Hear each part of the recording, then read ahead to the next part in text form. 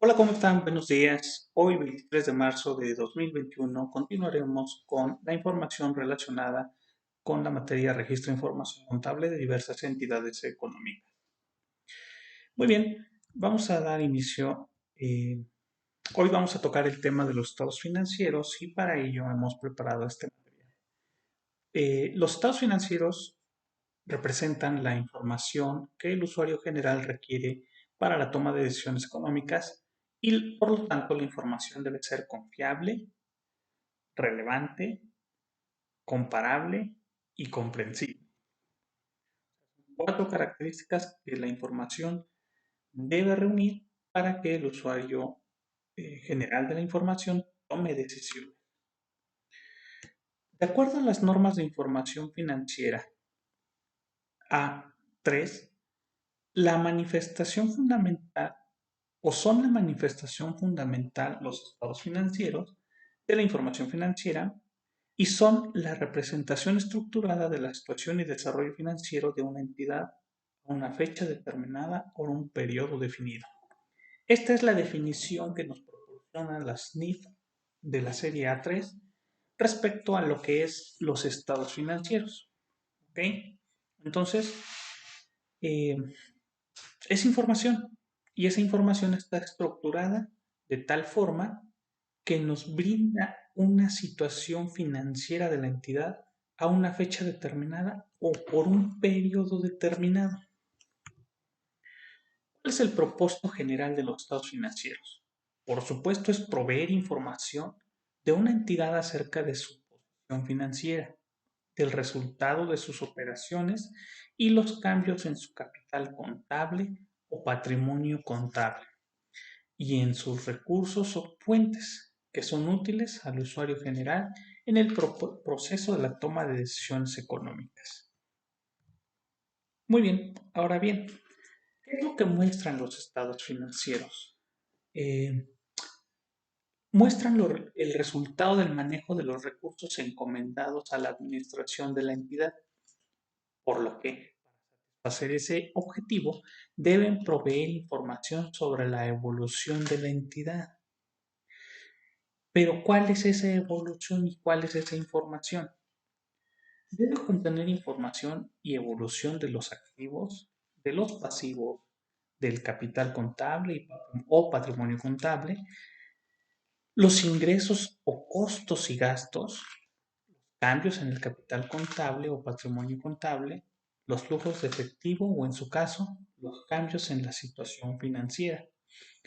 Esta parte es muy importante ya que, como bien se refiere en la parte inicial de esta diapositiva, los estados financieros deben mostrar toda la información de la evolución y comportamiento de estos rubros, pero además eh, nos van a mostrar cómo ha sido el manejo por parte de la administración. ¿Ok? Entonces, esta es la parte importante. Todos estos puntos debemos tener la certeza de que los recursos que se le han encomendado al gerente, al director, al administrador único de una entidad, pues han tenido un comportamiento idóneo para quien toma las decisiones o probablemente para los usuarios de la información. Ahora bien, también existe dentro de los estados financieros, todavía no lo estamos viendo, pero existen notas a los estados financieros.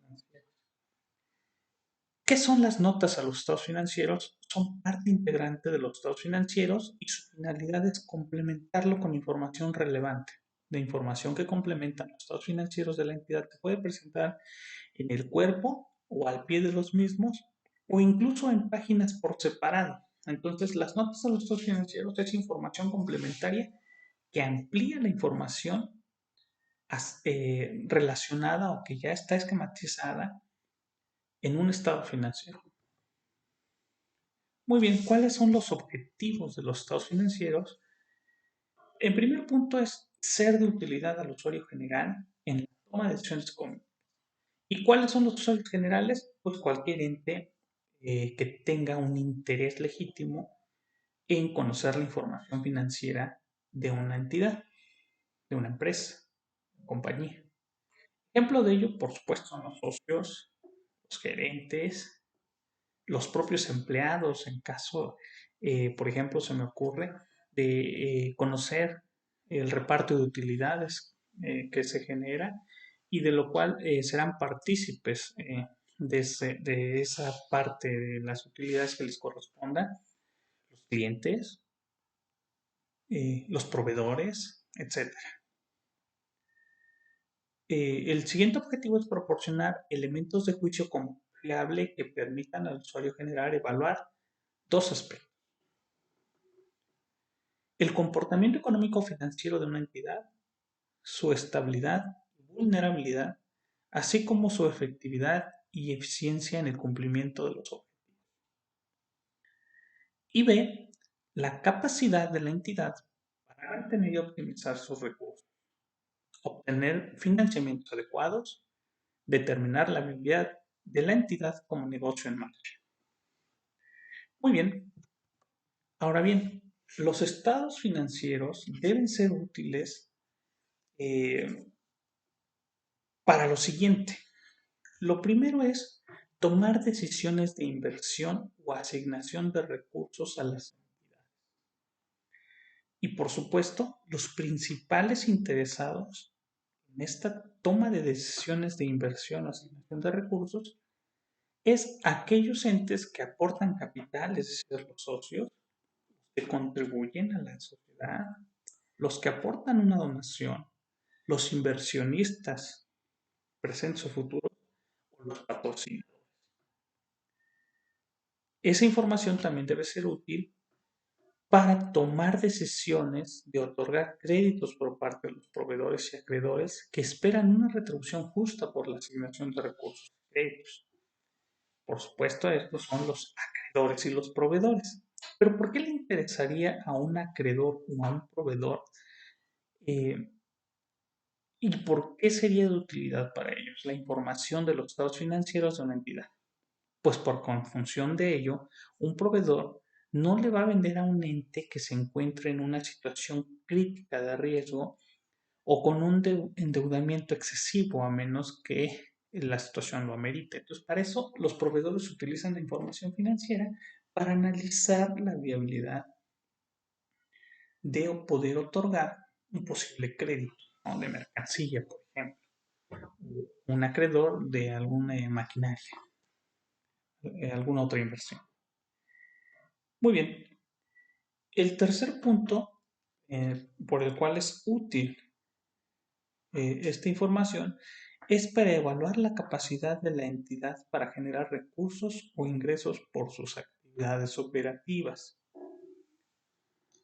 Es decir, qué tan capaz es una entidad de obtener ingresos por una actividad, ¿no? Entonces, en los estados financieros nosotros podemos visualizar qué tanto es capaz de vender una empresa, obtener ingresos.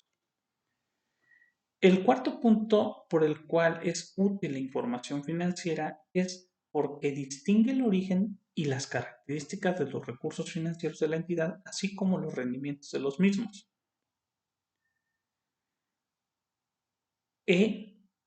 Formarse un juicio de cómo se ha manejado la entidad y ha evolucionado la gestión de la administración a través de un diagnóstico integral. Por supuesto que los estados financieros nos dan una evolución de la entidad, cómo se comporta en el mercado, cuántos ingresos, cuántos gastos, cuánta utilidad, cuánto activo, cuánto pasivo, pero también nos permite conocer íntegramente a la entidad, conocer si tiene solvencia, pero también conocer si tiene una capacidad de crecimiento. El inciso F por el cual es útil esta información de los estados financieros es que a través de los mismos se conoce la entidad. Entre otras cosas, su capacidad de crecimiento, la generación y aplicación de flujos efectivos, su productividad, los cambios en sus recursos y en sus obligaciones y en el desempeño de su administración, su capacidad para mantener su capital contable, patrimonio contable, el potencial para continuar operando y facultad para cumplir su responsabilidad. Ahora bien, aquí tenemos algunos elementos de juicio que proveen los estados financieros. ¿Cuáles son esos elementos de juicio? El primero es la solvencia. La solvencia o estabilidad financiera sirve al usuario para examinar la estructura de capital contable de la entidad en términos de la mezcla de los recursos financieros y la habilidad de la entidad para satisfacer sus compromisos a largo plazo y sus obligaciones de inversión. ¿Sí? ¿Qué tan solvente es la empresa? ¿No? El siguiente es la liquidez. La liquidez sirve al usuario general para evaluar los niveles de producción o rendimiento de recursos a generar por los activos utilizados por la entidad. La eficiencia operativa sirve al usuario general para evaluar los niveles de producción o el rendimiento de recursos a ser generados por los activos utilizados por la entidad. Riesgos financieros, ¿qué son? Sirve al usuario general para evaluar la posibilidad de que ocurra algún evento en el futuro que cambie las circunstancias actuales o esperadas que han servido de fundamento en la eh, cuantificación en términos monetarios de activos y de pasivos o en la evaluación de sus estimaciones y que de ocurrir dicho evento puede originar una pérdida o en su caso una utilidad atribuible a cambios en el valor del activo y del pasivo y por ende cambios en los efectos económicos que les son relativos. Los riesgos financieros, por sí solos o combinados, están representados por uno más de los siguientes riesgos, ¿no? Entonces, ¿cuáles son esos cuatro riesgos que tenemos? El primero son los riesgos de mercado. Los riesgos de mercado consisten en tres tipos de riesgo. El primero es el cambiario, que es el riesgo de que el valor de un activo o pasivo fluctuará debido a movimientos en los tipos de cambio de moneda extranjera. Sí, eso nos pasa muy a menudo hoy día con el tema de la globalización de los mercados y sobre todo en países de alta volatilidad, sobre todo en América Latina. En México no es la excepción.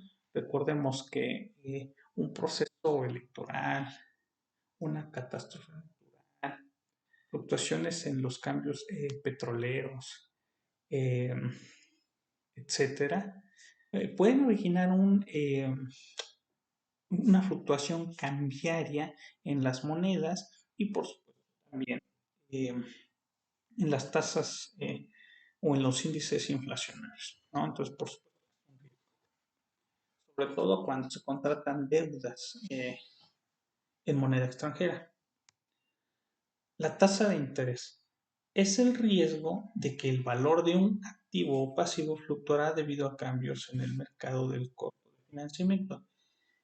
Es muy similar al cambiario, es decir, si tenemos una tasa de alta volatilidad, por supuesto que estaremos pues ahí en riesgo, ¿no? Si tenemos la adquisición de una deuda, de un activo o un pasivo contratado con un interés volátil.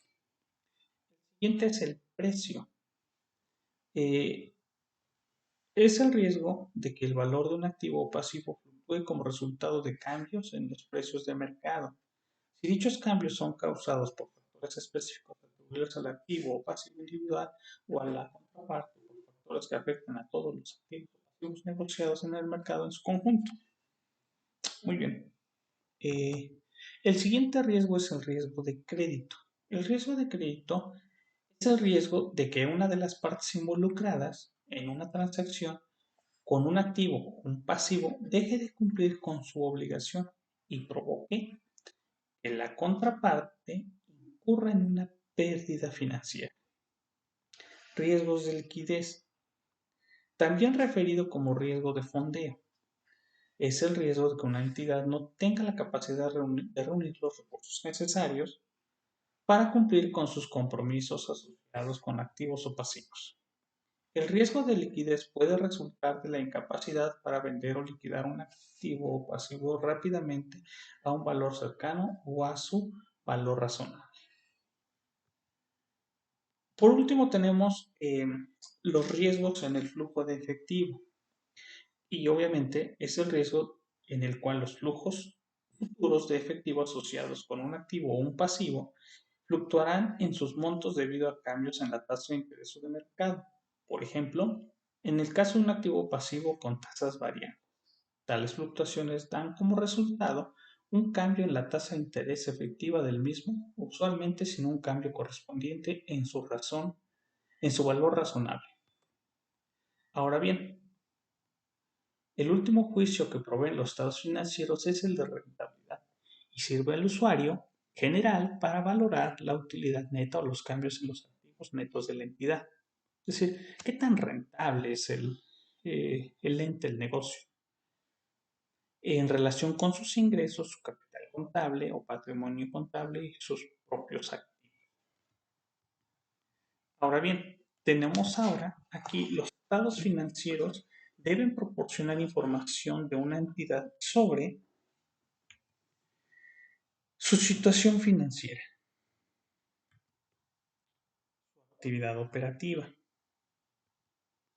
sus flujos de efectivo o cambios en su situación financiera y sus revelaciones sobre políticas contables, entorno y viabilidad como negocio. ¿Cuáles son los estados financieros básicos? Son 4. El primero es el balance general. El balance general, también llamado estado de situación financiera o estado de posición financiera, muestra información relativa a una fecha determinada sobre los recursos y obligaciones financieros de la entidad. Por consiguiente, los activos en orden de su disponibilidad, revelando sus restricciones, los pasivos atendidos o su exigibilidad, revelando sus riesgos financieros, así como el capital contable o patrimonio sobre eh, a una fecha determinada. El segundo es el estado de resultados. El estado de resultados para entidades lucrativas o, en su caso, estado de actividades para entidades con propósitos no lucrativos, muestra la información relativa al resultado de operaciones de un periodo y, por ende, de los ingresos y gastos, así como de la utilidad o pérdida neta o cambio neto en el patrimonio contable resultado en un periodo, ¿no? El tercero es el estado de cambios en el capital contable y, en el caso de entidades lucrativas, muestra los cambios en la inversión de los propietarios durante un periodo. El último es el estado de flujo de efectivo. El estado de flujo de efectivo, o en su caso el estado de cambios en la situación financiera, indica información acerca de los cambios en los recursos y en las fuentes de financiamiento de la entidad en el periodo, clasificados por actividades de operación, de inversión o de financiamiento. La entidad debe emitir uno de los dos estados atendiendo a lo establecido en normas particulares. Y por supuesto, estos se complementan con las notas de los estados financieros que son parte integrante de los mismos y su objeto es complementar los estados básicos con información relevante. Los estados financieros tienden progresivamente a incrementar su ámbito de acción, aspirando a satisfacer las necesidades del usuario general más ampliamente. Por último, vamos a revisar cuáles son las características cualitativas de los estados financieros. El primero es la confiabilidad. La confiabilidad es decir que la información posee la cualidad cuando su contenido es congruente con las transacciones, transformaciones internas y eventos sucedidos y el usuario general la utiliza para tomar decisiones basándose en ella. Es decir, debe ser confiable. No podemos permitir que la información de un estado financiero deje de ser confiable. Y esa confiabilidad se la otorga precisamente el profesional que la realiza. la veracidad con la que se realiza esa información y esas operaciones. El segundo es la relevancia.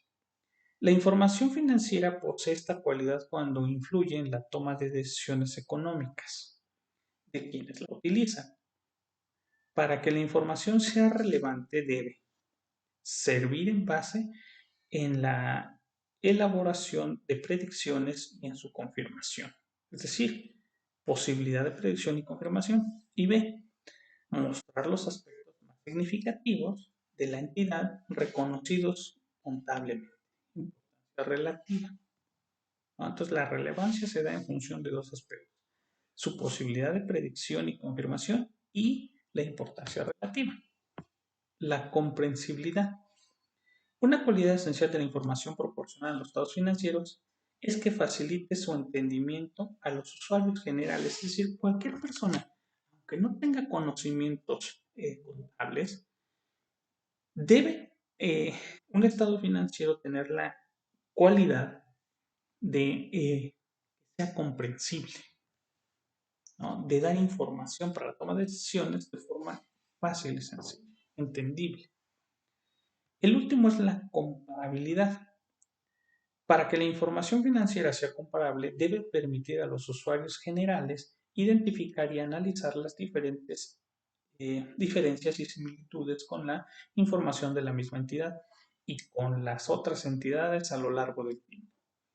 Con esto hemos terminado el estudio introductorio de los estados financieros, algunas de las características de los mismos, la importancia, su objetivo, el tipo de información, los tipos de estados financieros básicos, por supuesto las características cualitativas y para complementar el contenido de aprendizaje hemos diseñado o previsto que se conteste este cuestionario, es el cuestionario número 5.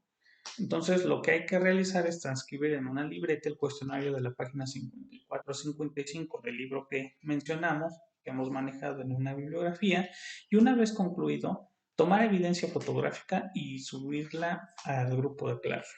Nota: colocar el nombre personal de cada uno de ustedes en la libreta, ya que caso contrario, no contener ese dato, no será considerada como entregada.